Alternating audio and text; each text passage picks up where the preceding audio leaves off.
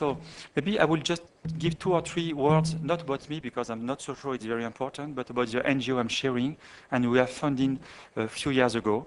And it's exactly on the scope of this, let's say, session.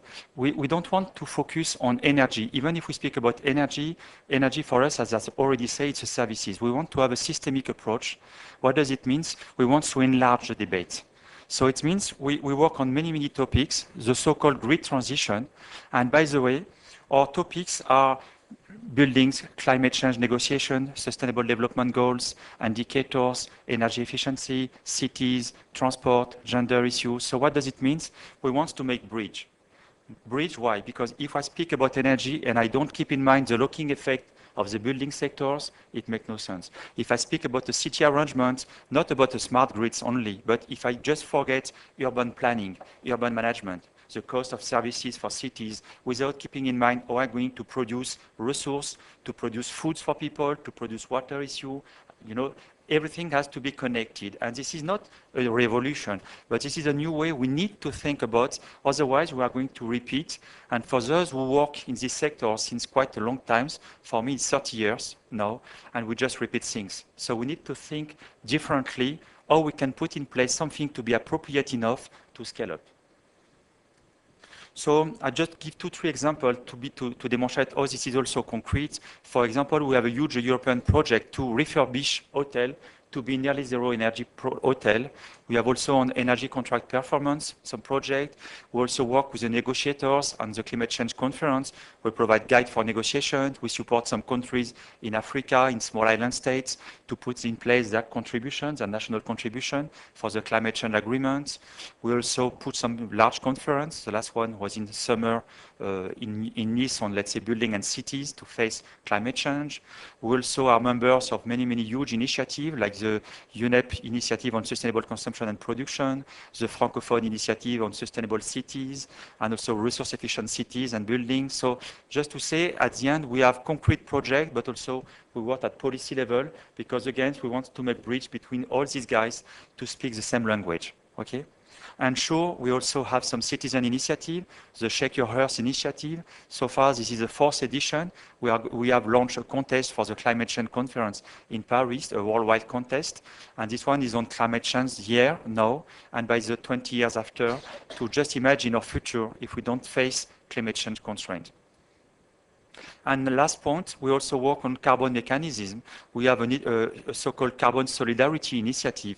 It is to create offsets. Maybe some of you already know because we have a session on finance, but carbon issue is very important. And all the, let's say, the new trends for international funding will be based on MRV. I will give some word on this issue. So it has to be measurable, reportable, and verifiable. And the carbon finance can be very something inspiring enough to create additionality. So maybe we can discuss on this issue. And we have created our own calculators because we don't want to make only mitigation. We want also to make adaptation and to try people to feel concerned. Because if they are just acting to pay something, it makes no sense. If they are concerned, they can think about solidarity, and carbon for us is just a bridge again to make, let's say, these big visions to the small guys at the end to feel concerned enough to pay, to change the patterns, and to put in place concrete action. So going back to this presentation, so I have 7 minutes now. I will just keep in mind, I already said some words, but we are at, let's say, a cornerstone of our strategy now. We have this common agenda, it's very important, and especially when we speak about energy, this is maybe, for those you know that, the first time that almost everybody, I will say the first time, has agreed to say we are going to cut down the subsidy for energy, the traditional fossil fuel. And for those who know the story since a long time, we repeat this story since 25 years. And each G7, G20, sustainable meeting, climate change meeting, everybody repeats the same things.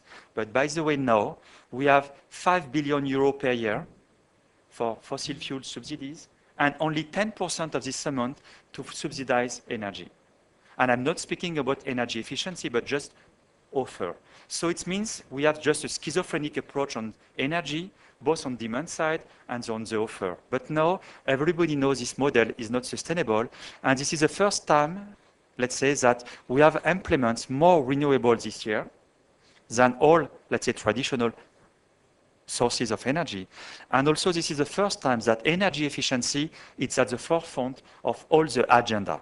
So it's very important to know that because they connect now financing, renewables, and also sustainable development goals, they have reconsider energy as a services, but not as a, let's say, trends or tools or something to be, let's say, measurable, just separate to the development goals. So it's very important to keep in mind. So energy is at the forefront, and this is clear. And when we speak energy, for my speech, I just decide to give you two small focus. Because I can speak about transport, I can speak about carbon finance. I just want to give you two small, let's say, information about the building sectors and about the cities. I will not speak about smart cities, because smart cities is just part of the story, but it is not the big picture. For those you don't know, for example, 1/3 of the global greenhouse gases emission comes from buildings. So when we speak about buildings, it is not because of energy consuming, but the design, the way we are going to use the building, but also the way we are going to feed the buildings about energy. So 1/3. So it's just crazy. But this is the picture today. If we go to the picture tomorrow, okay, buildings, we will have to build 2 billion square meters of new buildings in the next decade. And it will not be in China, but it will be mainly in Africa. And for those who know Africa, we don't have an energy efficiency policy, and we are suffering cities because nothing is really anticipated, but they just try to, let's say, cover the needs, you know, when the thing advances. So what does it mean? Now we are facing such a huge amount of buildings. If we miss the point to have building to be energy efficiency enough, we will have the so-called locking effect. And I want to introduce this concept to this session. What is locking effect? It means if I make a mistake today, the design, about the way I will, let's say, use the building, I will feed the buildings, the material I will use, I will lock the energy consumption for at least 25 years for private buildings and at least 50 years for public buildings. So it means if you just make the calculation, 2 billion new buildings to be poor about energy efficiency, plus the huge stock existing in your country, in my country, worldwide. So we have such a huge locking effect that even if we dream about an energy transition, it makes no sense because it will not be enough to feed all these buildings. So this is something we need to keep in mind when we speak about energy efficiency. This is not only a question of cost today, it is also a question of cost tomorrow, taking into account also climate change constraints because of the heat wave, especially in cities, because of what the energy price, it will create additional constraints. So just keep in mind this picture, it's just a nightmare. So if I go back now to cities, it is even more a nightmare picture, and I'm sorry about that, but it is just a figure. And we can speak about transport, about equipment, about lighting the cities, securing the cities, feeding the cities, but whatever you consider. So we are even more in a bad position because this is only 4% of the Earth's surface. So let's say, okay, wonderful. But they concentrate almost 75% of the CO2 emission. And they are highly vulnerable because usually they are in the lands, and you know that in India, where you have floods, when you are in coastline, when you are heat wave, because the city is badly designed. So if you put 2 degrees at an international level, some city will have 8 to 10 degrees in addition. It's called the heat islands process. So could you just keep in mind the picture? It will be very dangerous. But this will create additional things because the trend is that people go to cities for many, many dreams because they want to have works, say, dreams about healthcare, about education, about food, services, whatever they decide, but this is almost wrong everywhere. But by the way, it means now the locking effect is even worse.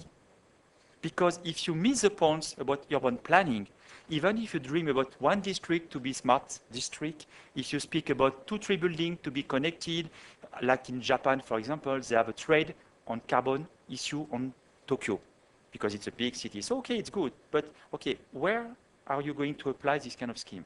Nobody. nowhere. So, okay, think about the normal small-scale cities. Let's say 10,000 inhabitants will be maybe 500,000 inhabitants in 4 years, 5 years. So these guys, because they are going to miss the turn, they will face such an incredible locking effect, because if you lose the point today, you will have at least 75 years to change. And my colleagues maybe will give some example about transport. When you want to refurbish this kind of schemes, look at the big cities like Medellin. They have no very high-level bus transport using carbon mechanism to support the process, but it has been just a very nice success story. But can you imagine in Delhi, if you want to refurbish the whole system to be resource efficiency, to be carbon neutral, and to be high energy efficiency? So it costs a lot of money. So yes, we need to concentrate today, but we need to anticipate tomorrow needs and tomorrow cost, because you will face the difficulties to refurbish everything and to anticipate, because you will have new problems. So this one will be already an old one. So this is some key message I want to share with you. And again, because we don't have a lot of time, I want also to again insist on the new mechanism, the new financial mechanism, because maybe you don't know, but at an international level, now everything will be more or less connected with the climate fund, the so-called the Green Climate Fund. And it's very important, because 50% will be connected to adaptation. And for a country like in India, it's very important, because mitigation is one part of the story, but adaptation is a crucial part, because for the poor, this is maybe, let's say, the utmost important part. So all these mechanisms will be based on, let's say, a new, as I already introduced, MRV. It means we need to improve the way we are going to measure things.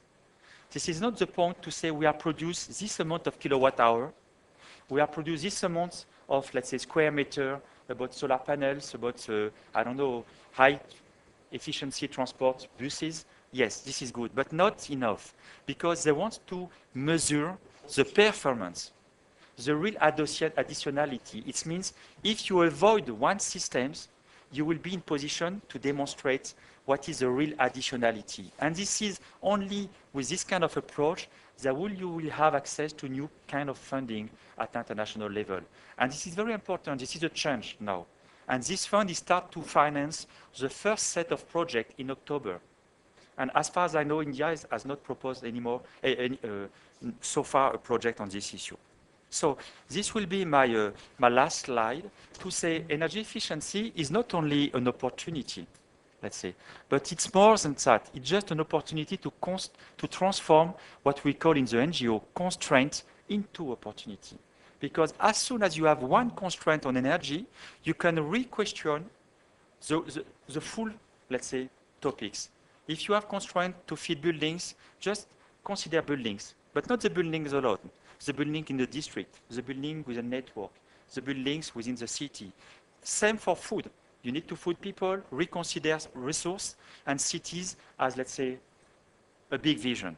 Reconsider territories to need to be sustainable enough to just try to minimize the flow. And it's very important. So this will be my last word.